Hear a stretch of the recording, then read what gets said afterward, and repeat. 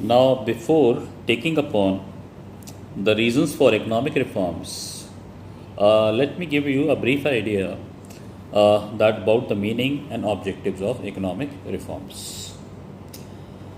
Uh, Economic reforms in India indicate all policy measures introduced since 1991 with a view to improve the levels of efficiency. Okay, you have read in business studies effectiveness and efficiency, to improve the levels of efficiency, productivity and profitability in the economy.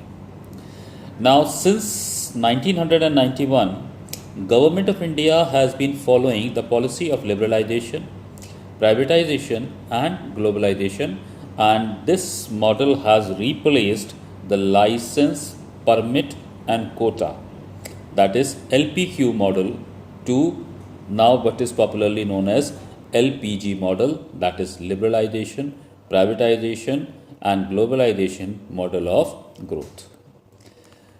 Now, the main stress of this model of growth is towards creating a competitive environment in the economy to improve the productivity and efficiency of the system. Okay?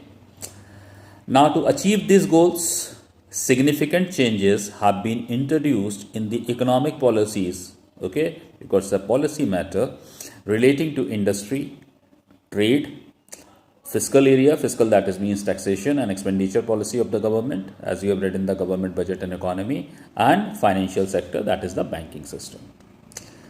Now, these economic reforms came into existence or were adopted with certain objectives.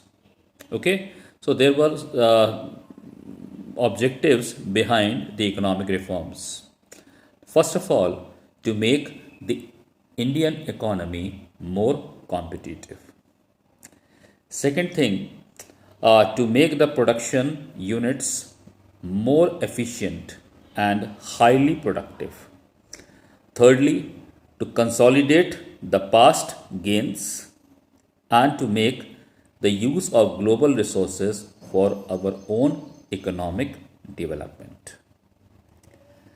Now the question comes, what happened in the year 1991 that compelled us to adopt and replace the LPQ model with the LPG model?